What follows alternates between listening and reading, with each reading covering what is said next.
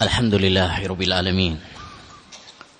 Wassalatu wassalamu ala asyrafil anbiya'i wal mursalin. Nabiyyina Muhammad wa ala alihi wa ashabihi wa man tabi'ahum bi ihsanin ila yaumiddin. Amma ba'du. Ayyuhal ikhwah wa ayyatuhal akhwat, kaum muslimin dan kaum muslimat yang dirahmati oleh Allah Subhanahu wa taala. Alhamdulillah, kita masih dipertemukan oleh Allah Subhanahu wa taala dalam kajian kita tentang akidah,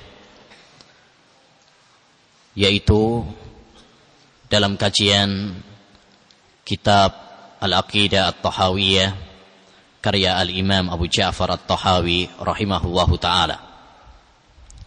Setelah pada pembahasan yang lalu telah dijelaskan oleh Al-Imam At-Tahawi rahimahullahu ta'ala tentang keesaan Allah subhanahu wa ta'ala dalam masalah uluhiyah, dan telah kita sampaikan tentang keistimewaan, syarat-syarat dan hakikat makna la ilaha illallah serta penyimpangan-penyimpangan umat manusia dalam memahami hakikat la ilaha illallah.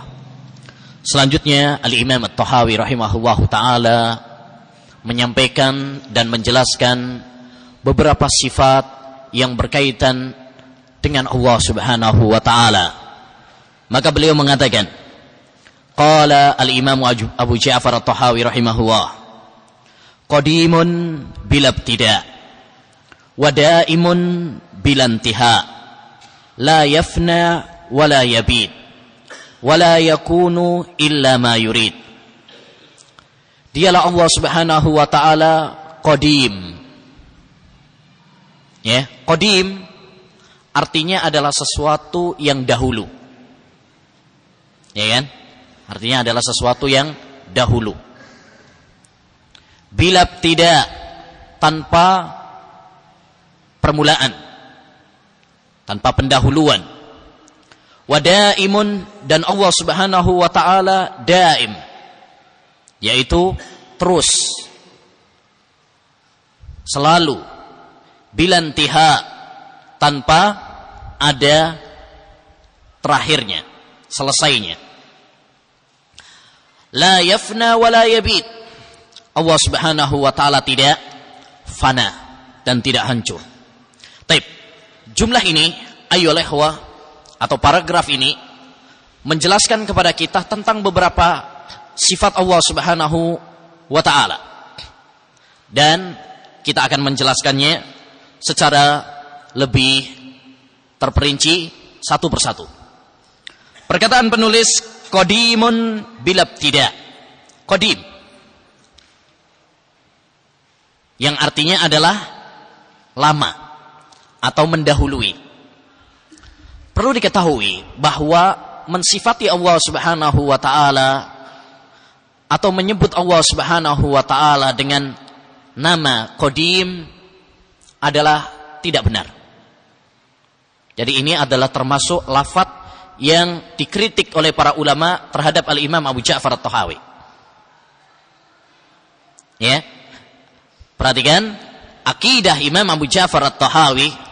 Secara umum kitab ini adalah kitab Ahlus Sunnah wal Jamaah dan kitab yang bagus. Hanya sebagaimana layaknya semua kitab selain Al-Quran, ya, abawahu ayyutimma kitaban illa kitabah. Allah enggan untuk menyempurnakan sebuah kitab kecuali kitabnya saja, sebagaimana kata Imam Syafi'i. Maka demikian juga halnya dengan kitab atau risalah Al-Imam Abu Ja'far At-Tahawi, Aqidah Tahawiyah. Dia tidak selamat dari ketergelinciran dan kesalahan. Ya, salah satunya adalah mensifati Allah Subhanahu wa taala atau menyebut Allah Subhanahu wa taala dengan nama Qadim. Ini adalah tidak benar. Dan menamai Allah Subhanahu wa taala dengan Qadim ini adalah masyhur atau populer dari orang-orang ahlul kalam, orang-orang ahli filsafat. di mana mereka menamai Allah Subhanahu wa taala dengan qadim. Adapun kita Ahlus Sunnah wal Jamaah tidak membutuhkan dengan nama qadim. Sebab Allah Subhanahu wa taala dalam Al-Qur'an telah memberikan nama yang lebih baik daripada qadim, yaitu apa? Al-Awwal. Seperti dalam surat Al-Hadid ayat 3, di mana Allah Subhanahu wa taala mengatakan huwal awwalu wal akhiru. Dialah Allah Subhanahu wa taala yang awal, pertama kali. Tidak ada yang mendahuluinya sesuatu pun. Dan dialah Allah Subhanahu wa taala yang al-akhir, yang terakhir. Tidak ada setelahnya siapapun dan apapun. Oleh karenanya Nabi Muhammad SAW dalam hadis riwayat Imam Muslim dalam sahihnya dan Imam Bukhari bukan dalam sahihnya, tapi dalam kitabnya Al-Adabul Mufrad, beliau menafsirkan ayat Allah Subhanahu wa taala huwal awwal wal akhir dengan sabdanya antal awwal falaysa qablaka syai' wa antal akhir falaysa ba'daka syai'un. Engkau ya Allah adalah al-awwal, zat yang pertama kali, tidak ada sesuatu pun sebelum kamu, dan engkau adalah akhir, tidak ada setelahmu sesuatu pun. Jadi nama yang benar untuk Allah Subhanahu wa taala, pengganti dari nama qadim adalah apa? Al-awwal. Ya. Jadi kesimpulannya, menamai Allah Subhanahu wa taala dengan al-qadim adalah tidak benar. Karena al-qadim bukan nama Allah Subhanahu wa taala. Ya. Hal itu karena dua hal. Yang pertama, tidak ada dalil baik dari Al-Qur'an ataupun hadis yang menunjukkan bahwa salah satu nama Allah Subhanahu wa taala adalah Al-Qadim. Tidak ada. Padahal nama dan sifat Allah Subhanahu wa taala itu tauqifiyah. Apa maknanya tauqifiyah? Tidak bisa ditetapkan kecuali berdasarkan dalil. Karena ini adalah masalah apa? Ghaib. Kita nggak bisa mengatakan nama Allah ini atau itu kecuali apabila ada dalilnya. Ya, la nasifu waha, sebagaimana kata Al-Imam Ahmad rahimahullahu taala, la nasifu waha illa bima wasafa Allahu fi kitabih wa bima wasafa bihi Rasuluhu sallallahu alaihi wasallam wa la natajawazu an. Kita tidak mensifati Allah kecuali dengan sifat yang telah disifati oleh Allah untuk dirinya dalam Al-Quran, atau disifati oleh Rasulullah dalam hadisnya yang sahih. Kita tidak melampaui batas dari Al-Quran dan hadis. Jadi ini adalah sebuah kaidah penting. Nama dan sifat Allah Subhanahu wa taala itu sifatnya tauqifiyah. Apa maksudnya tauqifiyah? Antum tidak bisa memberi Allah Subhanahu wa taala sebuah nama atau sebuah sifat tanpa berdasarkan dalil. Karena ini adalah masalah ghaib. Dan masalah ghaib tidak bisa ditetapkan kecuali berdasarkan dalil. Ya, tidak bisa berdasarkan akal ataupun perasaan. Yang kedua, Al-Qadim dalam bahasa Arab itu mengandung dua makna. Kadang makna yang benar, kadang makna yang tidak benar bagi Allah Subhanahu wa taala. Ya. Makna yang benar yaitu apabila dia bermakna al-awwal, yaitu tidak ada sesuatu pun yang mendahuluinya. Ya. Makna yang keliru yaitu makna apabila kita artikan qadim artinya lama. Allah Subhanahu wa taala itu artinya adalah lama. Namun bukan berarti atau tidak menutup kemungkinan adanya sesuatu sebelum Allah Subhanahu wa taala. Contoh, misalkan kalau saya katakan ini mobil, ini hadhihi sayyaratun qadimah, misalkan. Ini adalah mobil lama. Tidak menutup kemungkinan bahwa sebelumnya ada apa? Mobil. Model sebelumnya. Ini makna yang salah. Nah, tatkala qadim itu memiliki dua makna yang kadang benar, kadang salah, maka tidak bisa dijadikan sebagai nama bagi Allah Subhanahu wa taala. Karena dia memiliki dua makna yang kadang benar, kadang salah. Sedangkan nama Allah Subhanahu wa taala semuanya adalah sempurna dan indah. Walillahi al-asmaul husna. Untuk Allah Subhanahu wa taala nama-nama yang sangat indah. Adapun apabila nama tersebut mengandung dua makna yang kadang benar kadang salah, maka ini bukan nama yang indah bagi Allah Subhanahu wa taala. Oleh karenanya Allah Subhanahu wa taala misalkan mensifati dirinya dengan beberapa sifat, tapi kita tidak bisa untuk mengatakan itu adalah nama Allah. Contoh, Allah Subhanahu wa taala mensifati dirinya dengan sifat makar. Apa makar? Tipu daya. Wa makaru wa makarallah wallahu khairul makirin. Mereka membuat makar. Dan Allah Subhanahu wa taala pun membuat makar. Dan Allah adalah sebaik-baik zat yang membuat makar. Baik. Di sini Allah mensifati dirinya dengan sifat apa? Makar. Tapi apakah berarti bahwa nama Allah Subhanahu wa taala adalah Al-Makir, zat yang membuat tipu daya? Tidak. Sebab kenapa? Sebab makar itu kadang benar, kadang salah. Kalau pada tempatnya, maka benar. Dan Allah Subhanahu wa taala tidak mungkin makar kecuali pada tempatnya. Tapi kadang juga nggak benar, yaitu kalau makar yang bukan pada tempatnya.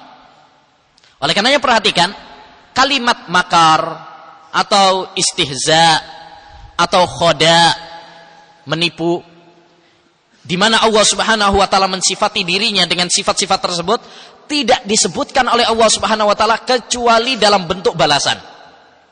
Wa makaru wa makarallah. Mereka membuat makar, Allah membuat makar sebagai balasan bagi mereka. Kalau sifat makar untuk sebuah balasan, itu adalah sifat yang sangat baik. Karena menunjukkan tentang kuatnya Allah Subhanahu wa taala dan kehebatan Allah Subhanahu wa taala. Jelas ya? Jadi, ini dua alasan kenapa Al-Qadim tidak termasuk nama Allah Subhanahu wa taala. Yang pertama, karena tidak ada dalil baik dari Al-Qur'an ataupun hadis yang menunjukkan bahwasanya Al-Qadim adalah nama Allah. Padahal nama dan sifat Allah itu adalah apa tadi? Tauqifiyah. Nggak bisa ditetapkan kecuali berdasarkan dalil. Yang kedua, kenapa kita tidak menetapkan Al-Qadim termasuk nama Allah Subhanahu wa taala? Karena Al-Qadim itu memiliki dua makna yang kadang benar, kadang salah. Kalau sebuah nama yang memiliki makna kadang benar, kadang salah, maka itu bukan nama Allah yang indah. Sedangkan semua nama Allah pasti indah, bahkan sangat indah. Ya. Oleh karenanya, tadi sudah saya sebutkan, kadang-kadang Allah Subhanahu wa taala mensifati dirinya dengan beberapa sifat, tapi tidak menjadikannya sebagai nama bagi dirinya. Seperti sifat makar, misalkan. Seperti sifat khoda, menipu. Ya. Allah Subhanahu wa taala mensifati bagi dirinya sifat makar dan sifat menipu. Tetapi pada tempatnya. pada tempatnya. Karena sifat khoda dan sifat makar bukanlah sifat yang indah secara mutlak. Kadang benar, kadang nggak benar. Oleh karenanya kita tidak bisa memberi Allah Subhanahu wa taala dengan nama Al-Makir ataupun Al-Mustahzi ataupun Al-Khadi. Kita nggak bisa memberi nama tersebut. Ya, sekalipun itu sifatnya, tetapi itu bukan namanya. Dan ada sebuah kaidah bahwa babul ahbar ausa'u min babil asma'i was sifat. Bahwasanya kalau sekedar penghabaran saja itu adalah lebih luas daripada sekedar nama atau sifat. Taib. Alhasil ini sebuah kaidah yang antum harus fahami bahwa nama dan sifat Allah itu adalah tauqifiyah. Ya, sedangkan tidak ada dalil yang menunjukkan bahwasanya Al-Qadim itu nama Allah Subhanahu wa taala, maka kita tidak menetapkan Al-Qadim termasuk bagian dari nama Allah. Cukuplah bagi kita menamakan Allah Subhanahu wa taala dengan nama yang lebih baik daripada itu, yaitu apa? Al-Awwal.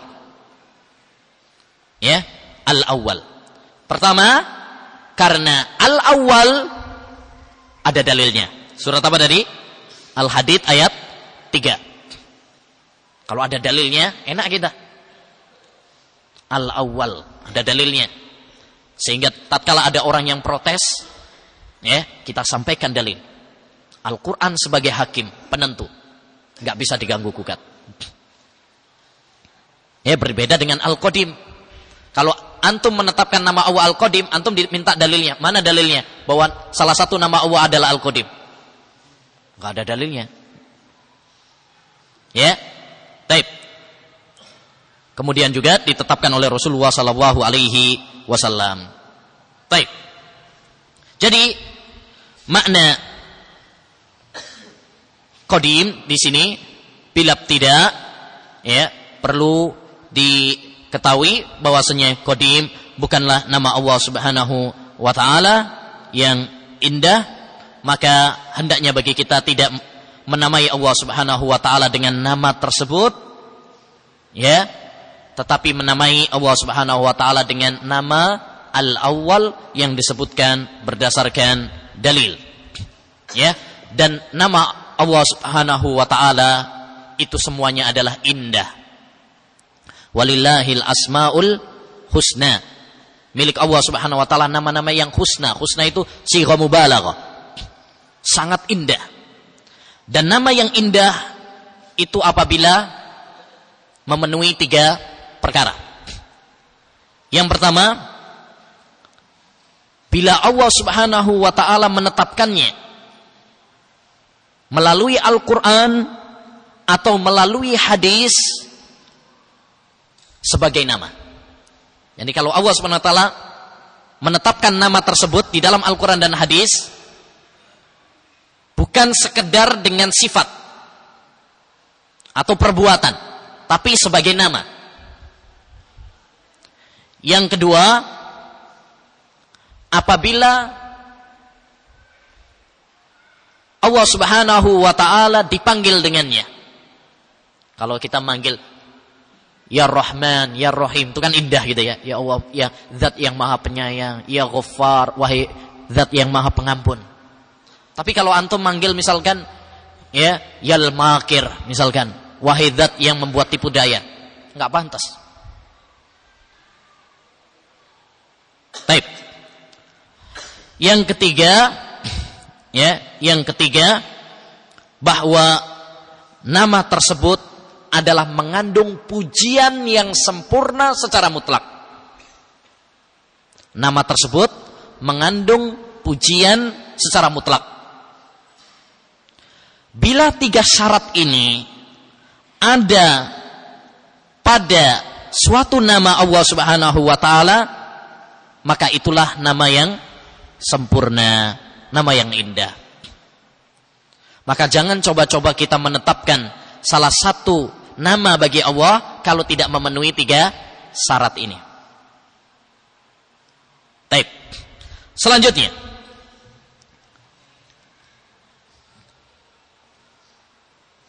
Apa kata penulis? Qadimun bilabtida. Kemudian wadaimun bilantiha. Daim. Yakni Allah Subhanahu wa taala itu kekal. Tidak ada yang menghancurkannya. Tidak ada yang melenyapkannya.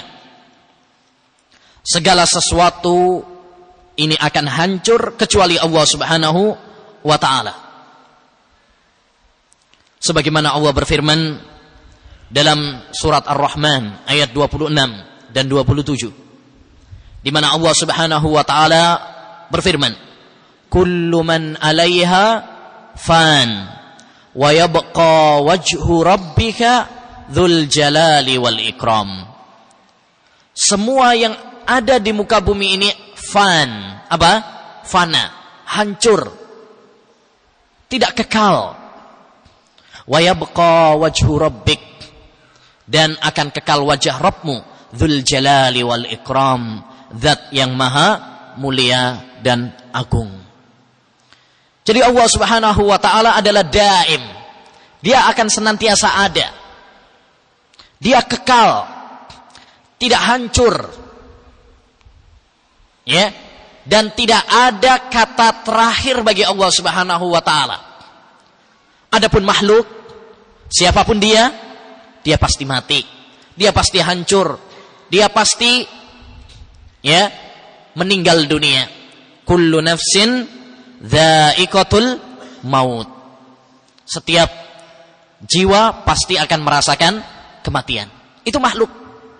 Bahkan langit dan bumi pun besok pada hari kiamat akan hancur. Matahari, rembulan, lautan, gunung-gunung, semuanya akan hancur. Kecuali Allah Subhanahu wa taala dan sebagian makhluk yang dikecualikan oleh Allah Subhanahu wa taala. Seperti apa? Ya. Surga, neraka. Itu beberapa makhluk yang dikecualikan oleh Allah Subhanahu wa taala untuk tidak hancur. Jadi makna daimun bilantiha ini juga maksudnya adalah Allah Subhanahu wa taala senantiasa kekal dan tidak pernah berakhir. Tidak pernah hancur.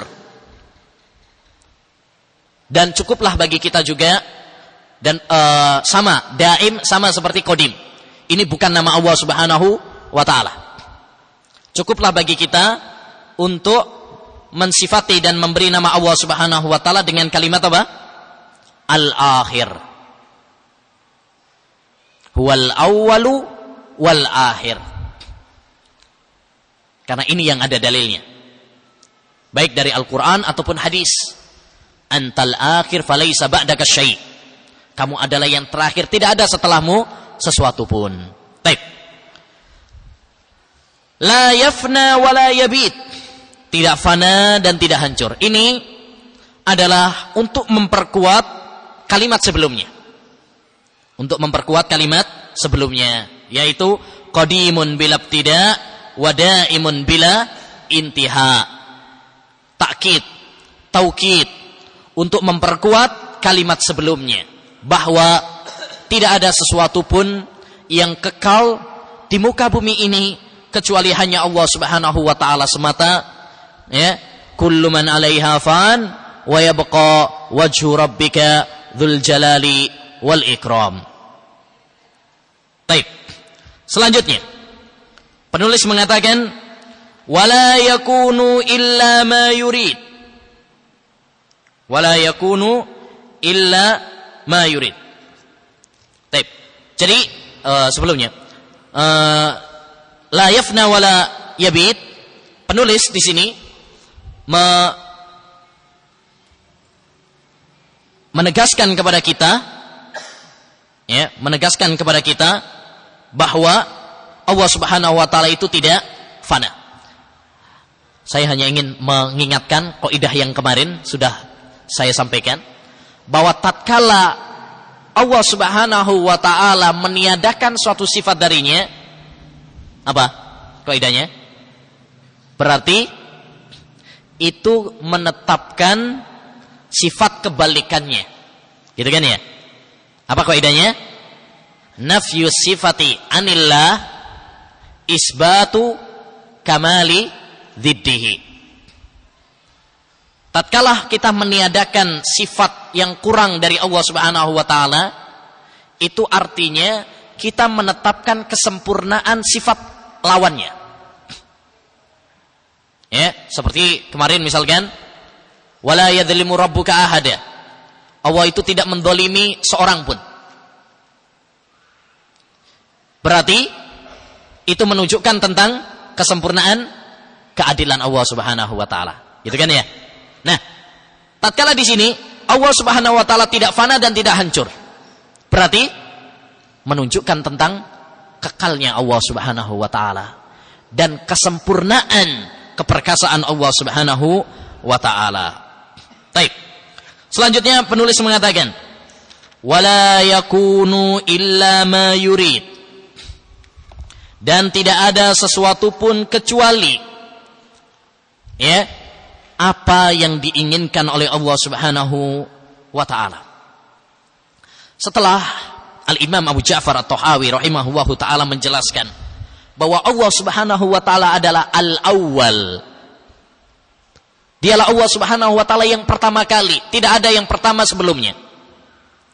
Dan adalah Allah Subhanahu wa taala yang paling terakhir, tidak ada yang paling terakhir setelah Allah Subhanahu wa taala.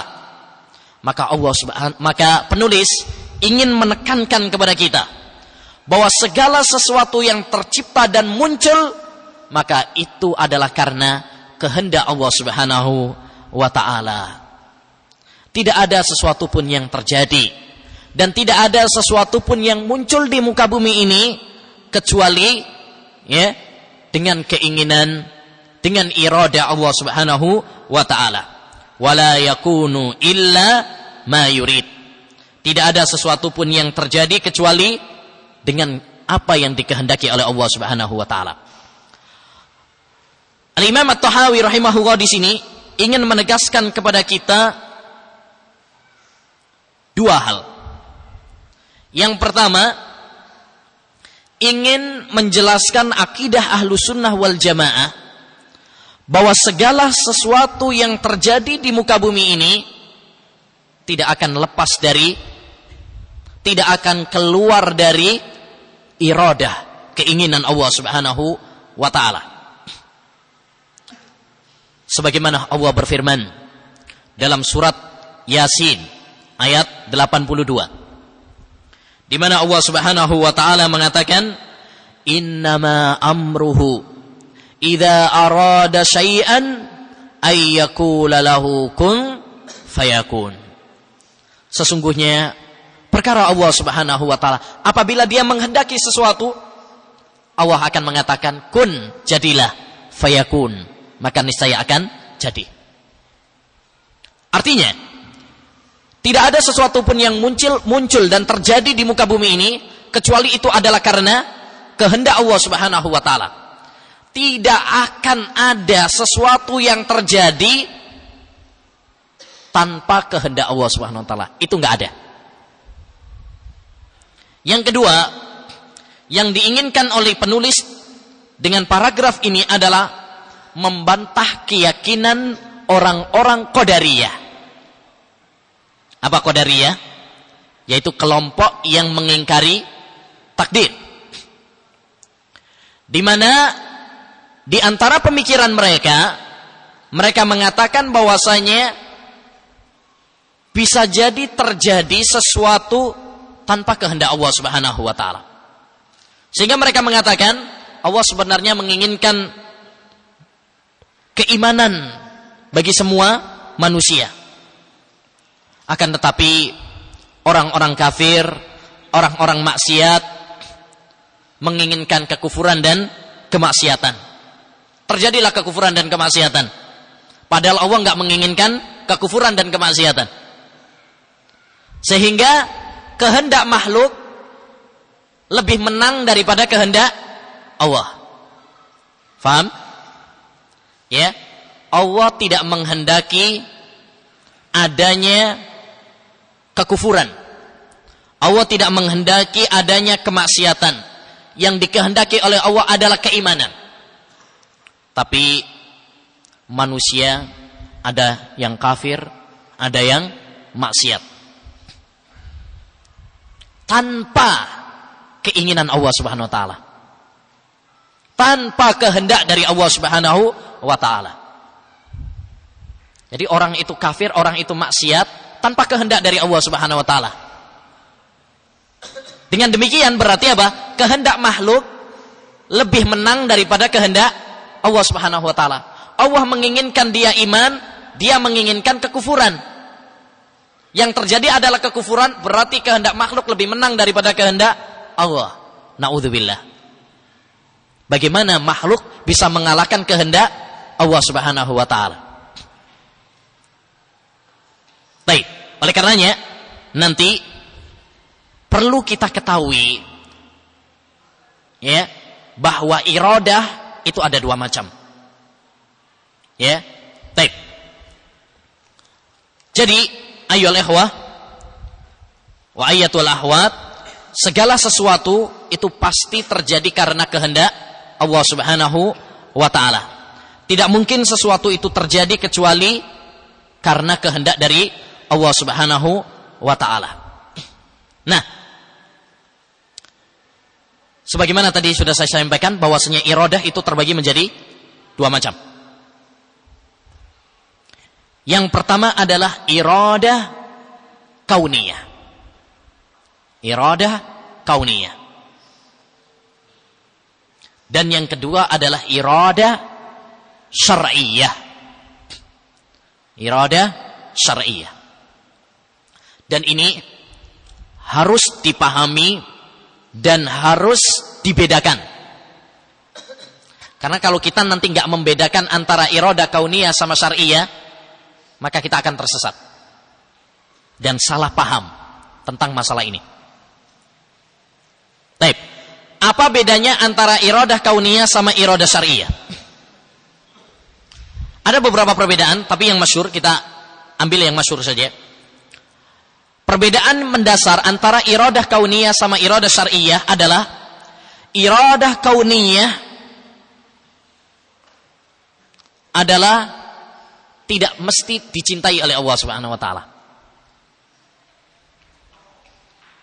Tapi kalau iradah syar'iyah pasti dicintai oleh Allah Subhanahu wa taala. Jelas? Iradah kauniyah itu enggak mesti dicintai oleh Allah Subhanahu wa taala. Kalau iradah syar'iyah pasti dicintai oleh Allah. Contoh, Allah Subhanahu wa taala menghendaki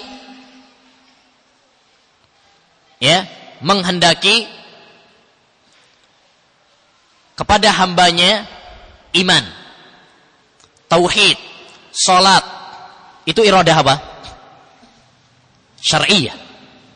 Dicintai oleh Allah Subhanahu wa taala. Baik. Tapi Allah Subhanahu wa taala menghendaki terjadinya kekufuran, peperangan. Itu iradah kauniyah. Jadi Allah menghendaki terjadinya. Tapi apakah mesti dicintai? Enggak mesti. Ya. Jadi nanti jangan mungkin saja terlintas. Kalau Allah Subhanahu wa taala enggak menginginkan adanya kekufuran, kenapa ada orang kafir? Kalau Allah Subhanahu wa taala enggak menghendaki hambanya masuk neraka, ngapain menciptakan neraka? Ngapain menciptakan iblis? Gitu kan ya? Baik. Maka jawabannya adalah dengan membedakan antara iradah kauniyah sama iradah syar'iyah. Allah menghendaki adanya neraka, Allah menghendaki adanya iblis, Allah menghendaki adanya orang-orang kafir, Allah menghendaki adanya kemungkaran, kekufuran. Itu iradah apa? Kauniyah. Tapi Allah tidak menginginkannya secara syar'iyah. Enggak dicintai oleh Allah. tapi Allah menghendaki. Allah menghendaki tapi tidak mencintainya. Bisa jadi karena suatu hikmah yang Allah inginkan. Seperti misalkan Allah Subhanahu wa taala menghendaki adanya iblis agar manusia lebih bersemangat, agar manusia bermunajat, bergantung kepada Allah Subhanahu wa taala. Allah menciptakan neraka agar manusia lebih termotivasi untuk lari dari kemaksiatan. Allah ciptakan orang-orang kafir agar terjadi jihad. Kalau orangnya semuanya baik semuanya, kan nanti nggak ada jihad, nggak ada amar ma'ruf nahi mungkar, nggak ada dakwah, gitu kan ya? Semuanya pasti ada hikmahnya. Nah, seperti juga firman Allah Subhanahu wa taala, "Dhaharal fasadu fil barri wal bahri bima kasabat aydin nas liyudhiqahum ba'dalladzi amilu la'allahum yarji'un." Telah nampak kerusakan di daratan dan lautan karena ulah perbuatan umat manusia agar mereka kembali bertobat. Jadi kalau ada yang bertanya, kenapa Allah menimpakan petaka?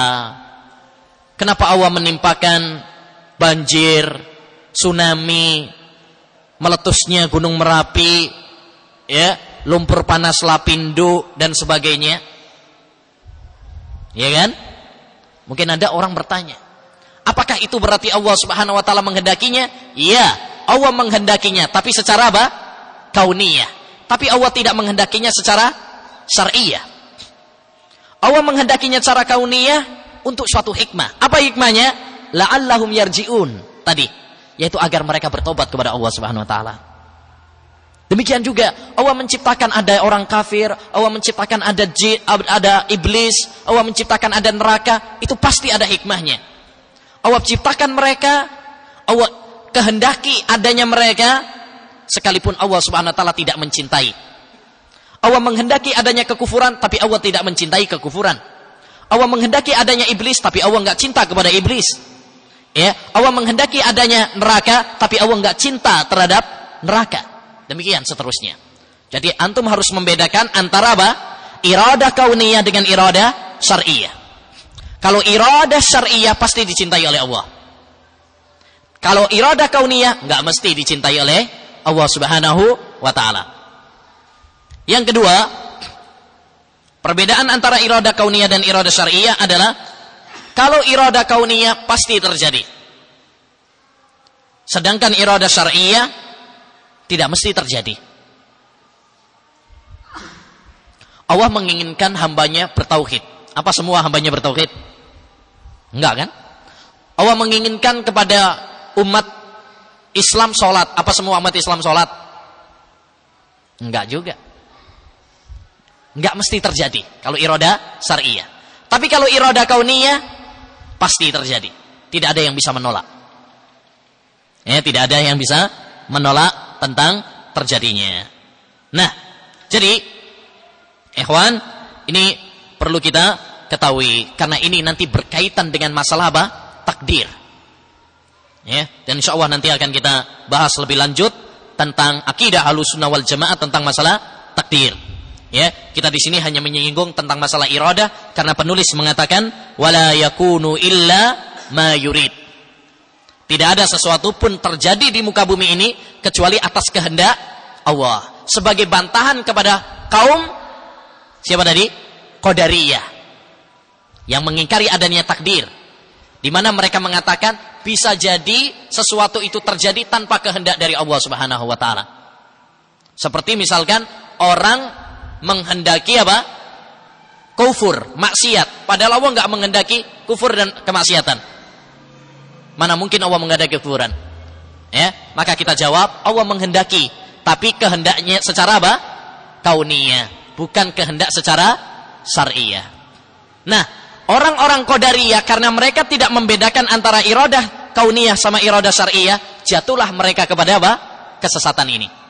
Oleh karenanya penting sekali ayolah ikhwah membedakan antara iradah kauniyah sama iradah syar'iyah sehingga kita tidak salah paham, tidak tersesat jalan, tidak menyimpang dalam masalah iman kepada takdir ini. Baik. Ini yang dapat kita demikian, insyaallah akan kita lanjutkan pada pertemuan setelah Idul Adha. Ya. Kamis depan libur. Karena liburnya hari apa? Rabu. Libur hari Rabu sudah libur. Tapi sebagai info, hari Rabu jam 8 atau setengah 9 nanti ada kajian. Antum baru diperbolehkan pulang setelah, kalau mau pulang, yang mau pulang, kalau yang nggak mau pulang ya salat Id di sini dan nyati di sini insyaallah. Ya. Antum tidak diperbolehkan pulang kecuali setelah zuhur, setelah selesai kajian. Libur, maksudnya kegiatannya libur. Kegiatan sekolah sudah libur hari Rabu, tapi ada kegiatan kajian umum menjelang Idul Adha seperti biasanya, ya, dengan tema-tema yang sesuai. Ya, antum diperbolehkan pulang setelah zuhur. Yang mau pulang, yang nggak pulang nggak masuk dalam peraturan ini. Wassallallahu wasallam ala nabiyina Muhammad wa ala alihi wa sahbihi ajmain. Assalamualaikum warahmatullahi wabarakatuh.